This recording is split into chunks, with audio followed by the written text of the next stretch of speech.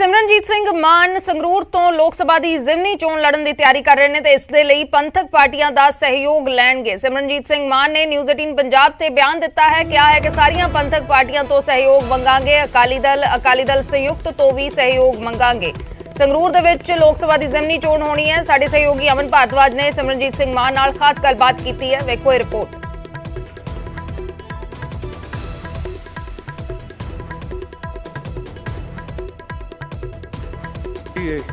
साडी party ने आज statement दी है जी, ते जे स्टेटमेंट दी है मैं पार्टी का हुक्म तो मैनू मनना ही पऊगा ना। मैं समझदा कि अकाली कैंडीडेट पार्लीमेंट दे विच जाना चाहिए पंथक, क्यों करके पिछली बारी बहुत राज्य सभा दे विच आम आदमी पार्टी ने भेजी है जी, ते हुण अगला भी आम पार्टी का राज्य सभा दे विच जा रहा है जी, ते पंथ वल्लों कलैक्टिवली एक कैंडीडेट पार्लीमेंट दे विच पहुंचना चाहिए है। जिहड़े इशूज है पंथ दे पंजाब दे वो पार्लीमेंट दे विच गूंजने चाहिए है, जो कि सानू 1984 तो बाद सानू इंसाफ नहीं मिला है। तुसीं मानदे हो कि अकाली दल नूं, जिवें अकाली दल है, अकाली दल संयुक्त ऐसा भी अकाली दल नूं तुहानूं सपोर्ट करनी चाहिए है? मैं तो सारे की सपोर्ट लूंगा अमन जी। हुण बगैर मंगन तो कोई दिंदा नहीं हुंदा, जिहड़ा मंगता हुंदा है वो तुहाडी कार कोल जाके हत्थ फैला दिंदा है ते सारियां तो मैनू तो हेल्प मंगनी पऊगी। उधर रोपड़ की अदालत ने आम आदमी पार्टी के विधायक डॉक्टर बलबीर नूं झटका दिता है। जमीनी विवाद के मामले दे विच विधायक नूं 3 साल की सज़ा सुनाई गई है, जबकि डॉक्टर बलबीर ने इस केस नूं सियासत तो प्रेरित दस्सिया ते सैशन कोर्ट दे विच सज़ा वाले फैसले नूं चुनौती देने की गल कही है।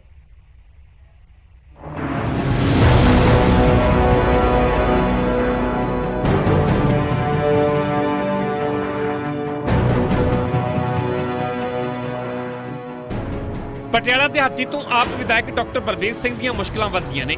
ਰੋਪੜ ਦੀ ਅਦਾਲਤ ਨੇ ਵਿਧਾਇਕ ਨੂੰ ਵੱਡਾ ਝਟਕਾ ਦਿੱਤਾ ਹੈ।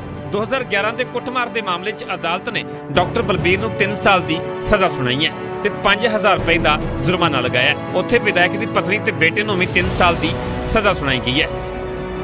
ਹਾਲਾਂਕਿ ਮੌਕੇ ਤੇ ਵਿਧਾਇਕ ਵੱਲੋਂ ਜ਼ਮਾਨਤ ਭਰੀ ਗਈ ਤੇ ਅਦਾਲਤ ਨੇ ਵਿਧਾਇਕ ਬਲਬੀਰ ਨੂੰ ਜ਼ਮਾਨਤ ਵੀ ਦੇ ਦਿੱਤੀ ਹੈ। एक मार कटाई का मुकदमा जिस विच एक पासियों परमजीत कौर ते उन्हां दे पति सरदार मेवा सिंह विंग कमांडर दोषी सन, दूसरे पासे डॉक्टर बलबीर सिंह MLA साहब और उन्हां दी पत्नी बीबी रुपिंदरजीत कौर सैनी ते उन्हां दा पुत्र राहुल ते एक होर बंदा परमिंदर सिंह दोषी सन। परमजीत कौर मेवा सिंह नूं मानयोग अदालत ने तत्थां दी बिना ते बरी कर दिता ते डॉक्टर बलबीर सिंह ते उन्हां दे बाकी दोषियां नूं दोषी करार दे के सज़ा दे। उधर डॉक्टर बलबीर ने इस केस नूं सियासत तो प्रेरित दस्सिया ते सैशन कोर्ट दे विच जाण दी गल कही है। देखो पोलीटिकली मोटिवेटेड इस तरह सीगा भी इन्हां दे एक तां जिहड़े मतलब रिश्तेदार सीगे, असीं ਉਹ वाला टाइम सी जदों असीं पोलीटिकल जिन्नियां भी फोर्सेस सीगीਆਂ ਉਹਨਾਂ ਨੂੰ चैलेंज करना मतलब शुरू किया सीगा। उस तो बाद तुहानूं पता ही असीं पहला जिहड़े बहुत ही इंपॉर्टेंट कांग्रेस के जिहड़े लीडर सी उन्होंने हराया। इस बारी मैं जिहड़ा एक सिटिंग मंत्री सी उहदे बेटे नूं हराया, कैप्टन साहब इलैक्शन आ रहे हैं। सो जिहड़ा भी आम आदमी पार्टी नाल रिलेटेड है उन्होंने जिस तरह भी मतलब दिल्ली साडे MLA ते किन्ने केस होया, सो सानूं उत्थे भी MLA नूं इंसाफ मिलिया, मैनूं भी इंसाफ मिलेगा। असीं जिहड़ियां साडे कोल हायर कोर्ट्स हैगियां असीं अपना जिहड़ियां जुडिशियल रेमडीज अवेल करांगे। पूरा मामला है कि तुहानूं इस तों भी वाकिफ करवा दिंदे हां। पूरा विवाद भैन भरावां दे जमीनी विवाद दे नाल जुड़िया होया है। मामला चमकौर साहब दे टिप्परा दयाल सिंह वाला पिंड दा है। दरअसल विधायक की पत्नी ते साली दे विचकार झगड़ा है। 109 विगे जमीन जिस दी वंड हो चुकी सी, दोवें धिरां आपो अपनी जमीन नूं पानी लगाउंदियां सन ते खेतां नूं पानी लगाउण नूं लैके ही झगड़ा होया। शिकायतकर्ता दा दोष है कि विधायक ने जमीन दब्बण दी कोशिश की। शिकायतकर्ता वालों कुटमार के भी दोष लगाए गए। 13 जून 2011 में विधायक की साली ते साडू वालों केस दर्ज करवाया गया। बेशक विधायक बलबीर नूं जमानत मिल चुकी है, पर मुश्किलां अजे भी खत्म नहीं हुई। जे कोर्ट तो सज़ा नूं लैके राहत नहीं मिलती तो विधायकी भी खतरे विच पै सकती है। रोपड़ तो अवतार कंबोज, न्यूज़ 18 पंजाब। जेल जाने तो बाद नवजोत सिंह सिद्धू कल फिर तो मीडिया के कैमरिਆਂ ਦੇ ਵਿੱਚ कैद होए। सिद्धू पटियाला के रजिंद्रा हस्पताल लिਆਂਦੇ गए सन, जिथे उन्होंने मेडिकल टेस्ट होए ने।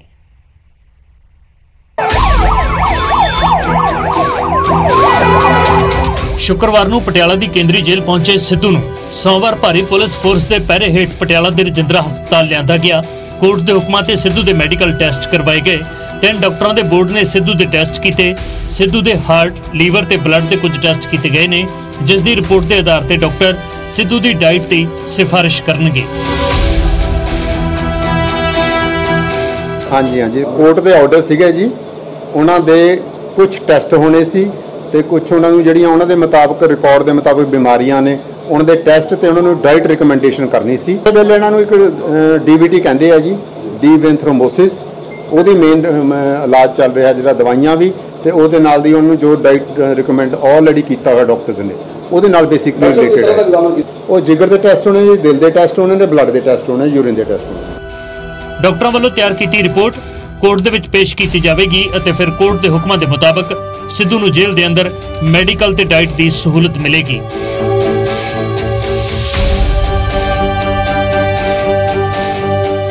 ਜੋ ਆਨਰੇਬਲ CGM ਸਾਹਿਬ ਦਾ ਆਰਡਰ ਸੀਗਾ 21 ਤਰੀਕ ਦਾ, ਉਹਦੀ ਕੰਪਲਾਈਂਸ ਦੇ ਵਿੱਚ ਸਿੱਧੂ ਸਾਹਿਬ ਨੂੰ ਮੈਡੀਕਲ ਸੁਪਰਡੈਂਟ ਸਾਹਿਬ ਦੇ ਆਫਿਸ ਦੇ ਵਿੱਚ ਲੈ ਕੇ ਆਏ ਔਰ ਮੈਡੀਕਲ ਆਫਿਸਰ ਸੁਪਰਡੈਂਟ ਸਾਹਿਬ ਨੇ ਮੈਡੀਕਲ ਆਫਿਸਰ ਦੀ ਇੱਕ ਬੋਰਡ ਕਨਸਟੀਟਿਊਟ ਕਰਕੇ ਉਹਨਾਂ ਦਾ ਮੈਡੀਕਲ ਐਗਜ਼ਾਮੀਨੇਸ਼ਨ ਕੀਤਾ। ਜੋ ਫੈਸਲਾ ਡਾਕਟਰ ਸਾਹਿਬਾਨ ਨੇ ਕੀਤਾ ਹੈ ਉਹਦੇ ਮੁਤਾਬਕ ਉਹਨਾਂ ਨੂੰ ਰਾਈਟ ਵੀ ਦਿੱਤੀ ਜਾਏਗੀ। ਆਨਰੇਬਲ ਕੋਰਟ ਉਹਦਾ ਫੈਸਲਾ ਕਰੇਗੀ।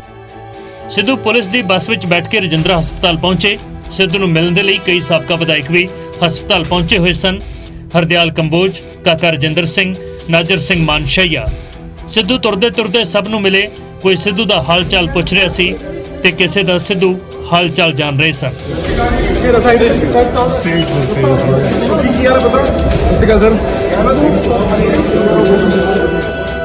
ਸਿੱਧੂ ਨੇ ਮੈਡੀਕਲ ਆਧਾਰ ਤੇ ਸਰੈਂਡਰ ਕਰਨ ਦੇ ਲਈ ਕੁਝ ਦਿਨ ਦੀ ਮੋਹਲਤ ਲੈਣ ਦੇ ਲਈ ਸੁਪਰੀਮ ਕੋਰਟ ਦਾ ਰੁਖ ਕੀਤਾ ਸੀ, ਪਰ ਉਹਨਾਂ ਨੂੰ ਰਾਹਤ ਨਹੀਂ ਮਿਲੀ, ਜਿਸ ਦੇ ਬਾਅਦ ਸਿੱਧੂ ਨੇ ਰੋਡ ਰੇਜ ਮਾਮਲੇ ਦੇ ਵਿੱਚ ਸ਼ੁੱਕਰਵਾਰ ਨੂੰ ਸਰੈਂਡਰ ਕਰ ਦਿੱਤਾ ਸੀ। ਪਟਿਆਲਾ ਤੋਂ ਮਨੋਜ ਸ਼ਰਮਾ, ਨਿਊਜ਼ 18।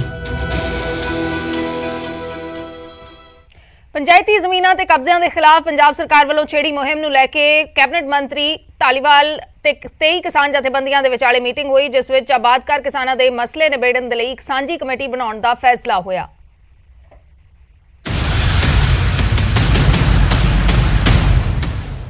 ਪੰਚਾਇਤੀ ਜ਼ਮੀਨਾਂ ਤੋਂ ਕਬਜ਼ੇ ਛੁਡਵਾਉਣ ਦੀ ਸਰਕਾਰ ਦੀ ਮੁਹਿੰਮ ਜਾਰੀ ਰਹੇਗੀ। ਸਰਕਾਰ ਅਤੇ 23 ਕਿਸਾਨ ਜਥੇਬੰਦੀਆਂ ਦੇ ਵਿਚਾਲੇ ਹੋਈ ਮੀਟਿੰਗ ਦੇ ਵਿੱਚ ਇਸ ਗੱਲ ਤੇ ਸਹਿਮਤੀ ਬਣ ਗਈ, ਪਰ ਛੋਟੇ ਕਿਸਾਨਾਂ, ਮਜ਼ਦੂਰਾਂ ਜਾਂ ਫਿਰ ਆਬਾਦਕਾਰਾਂ ਦੇ ਕੇਸ ਵੱਖਰੇ ਤੌਰ ਤੇ ਵਿਚਾਰੇ ਜਾਣਗੇ। ਇਸ ਦੇ ਲਈ ਇੱਕ 9 ਮੈਂਬਰੀ ਕਮੇਟੀ ਬਣਾਈ ਜਾਵੇਗੀ, ਜਿਸ ਵਿੱਚ ਸਰਕਾਰ ਤੇ ਕਿਸਾਨਾਂ ਦੇ ਨੁਮਾਇੰਦੇ ਸ਼ਾਮਲ ਹੋਣਗੇ। ਕਿ ਅਸੀਂ ਤੈਅ ਕੀਤਾ ਕਿ ਜਿਹੜੇ ਇਹ ਕਿਸਾਨ ਨੇ ਛੋਟੇ, ਜਿਨ੍ਹਾਂ ਨੇ ਜ਼ਮੀਨਾਂ ਵਾਹੀਯੋਗ ਬਣਾਈਆਂ, ਸਾਰਾ ਕੁਝ ਕੀਤਾ, ਉਹਨਾਂ ਦੇ ਭਵਿੱਖ ਬਾਰੇ ਇੱਕ ਵੱਖਰੀ ਰਣਨੀਤੀ ਜਿਹੜੀ ਤੈਅ ਕਰਾਂਗੇ। ਉਦੋਂ ਦੇ ਵਿੱਚ ਸਾਡੇ ਨਾਲ ਸਾਡੀਆਂ ਕਿਸਾਨ ਜਥੇਬੰਦੀਆਂ ਦੇ ਆਗੂ ਹੋਣਗੇ। ਇੱਕ ਅਸੀਂ 9 ਮੈਂਬਰੀ ਕਮੇਟੀ ਜਿਹੜੀ ਆ ਉਹਦੇ ਲਈ ਗਠਿਤ ਕਰਾਂਗੇ। ਸਾਡੇ ਅਧਿਕਾਰੀ ਹੋਣਗੇ ਤੇ ਕਿਸਾਨ ਲੀਡਰ ਹੋਣਗੇ। ਇਸ ਕਮੇਟੀ ਦੇ ਵਿੱਚ 5 ਮੈਂਬਰ ਕਿਸਾਨਾਂ ਦੇ ਹੋਣਗੇ ਅਤੇ ਇਹ ਕਮੇਟੀ ਮੁੱਖ ਰੂਪ ਦੇ ਵਿੱਚ ਇਹ ਤੈਅ ਕਰੇਗੀ ਕਿ ਸ਼ਾਮਲਾਟ ਜ਼ਮੀਨਾਂ ਦੇ ਵਿੱਚੋਂ ਕਿਹੜੀ ਜ਼ਮੀਨ ਸਰਕਾਰੀ ਹੈ ਅਤੇ ਕਿਹੜੀ ਜ਼ਮੀਨ ਕਿਸਾਨਾਂ ਦੇ ਹਿੱਸਿਆਂ ਵਿੱਚੋਂ ਕੱਟ ਕੇ ਬਣੀ ਹੈ। ਕਮੇਟੀ ਤੈਅ ਕਰੂਗੀ ਕਿ ਜੇ ਪੰਚਾਇਤੀ ਰਾਜ ਐਕਟ ਦੇ ਅਨੁਸਾਰ ਉਹਨਾਂ ਕਿਸਾਨਾਂ ਦਾ, ਉਹਨਾਂ ਗਰੀਬ ਕਿਸਾਨਾਂ ਦਾ ਜੇ ਮਸਲਾ ਹੱਲ ਹੋ ਗਿਆ ਤੇ ਬਿਲਕੁਲ ਸਹੀ ਆ, ਠੀਕ ਹੈ। ਜੇ ਨਾ ਹੋਇਆ ਤੇ ਅਸੀਂ ਇਹਨਾਂ ਗਰੀਬ ਲੋਕਾਂ ਦੇ ਲਈ ਜਿਹੜੇ ਇੰਨੀ ਮਿਹਨਤ ਕਰਦੇ ਆ, ਉਹਨਾਂ ਗਰੀਬ ਲੋਕਾਂ ਲਈ ਇਹਨੂੰ ਜਿਹੜਾ ਆਪਾਂ ਵਿਧਾਨ ਸਭਾ 'ਚ ਵੀ ਖੜ ਸਕਦੇ ਹਾਂ, ਵਿਧਾਨ ਸਭਾ 'ਚ ਵੀ ਜਿਹੜਾ ਬਚਾ ਸਕਦੇ ਹਾਂ। ਇਸ ਕਮੇਟੀ ਦੀ ਪਹਿਲੀ ਮੀਟਿੰਗ ਇਸੇ ਹਫ਼ਤੇ ਹੋਵੇਗੀ, ਜਿਸ ਵਿੱਚ ਛੋਟੇ ਕਿਸਾਨਾਂ ਦੇ ਮਸਲੇ ਵਿਚਾਰੇ ਜਾਣਗੇ ਕਿ ਕਿਵੇਂ ਉਹਨਾਂ ਨੂੰ ਪੰਚਾਇਤੀ ਰਾਜ ਐਕਟ ਦੇ ਤਹਿਤ ਮਾਲਕਾਨਾ ਹੱਕ ਦਿੱਤੇ ਜਾ ਸਕਦੇ ਨੇ, ਤੇ ਜੇਕਰ ਕਮੇਟੀ ਇਹਨਾਂ ਮਸਲਿਆਂ ਦਾ ਕੋਈ ਹੱਲ ਨਾ ਕਰ ਸਕੀ ਤਾਂ ਫਿਰ ਵਿਧਾਨ ਸਭਾ ਦਾ ਇਜਲਾਸ ਵੀ ਬੁਲਾਇਆ ਜਾ ਸਕਦਾ ਹੈ।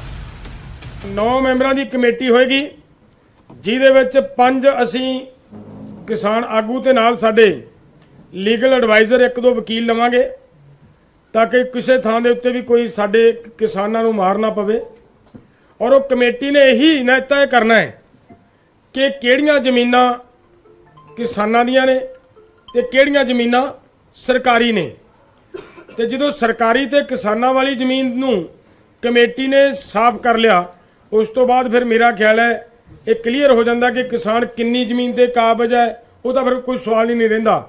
ਜਿਹੜੇ ਕਿਸਾਨ ਦਾ ਕਬਜ਼ਾ ਛਡਾਉਣਾ ਉਹਦੀ ਇਹ ਕੈਟੇਗਰੀ ਤੈਅ ਕਰਨੀ ਹੈ ਉਸ ਕਮੇਟੀ ਨੇ ਕਿ ਇਹ ਕਿਸਾਨਾਂ ਦੀ ਵੰਡ ਵਾਲੀ ਜ਼ਮੀਨ ਹੈ ਤਾਂ ਉਹਦੇ ਤੇ ਭਾਵੇਂ 5 ਏਕੜ ਦੇ ਉੱਤੇ ਕਿਸਾਨ ਮਾਲਕ ਆ, ਭਾਵੇਂ 6 ਏਕੜ ਦੇ ਉੱਤੇ ਵਾਹ ਖੇਤੀ ਕਰ ਰਿਹਾ, ਭਾਵੇਂ ਜੋ ਵੀ ਹੈ ਉਹ ਸਾਰਿਆਂ ਦੀ ਖਾਤਰ ਅਸੀਂ ਲੜ ਰਹੇ ਹਾਂ ਤੇ ਲੜਾਂਗੇ।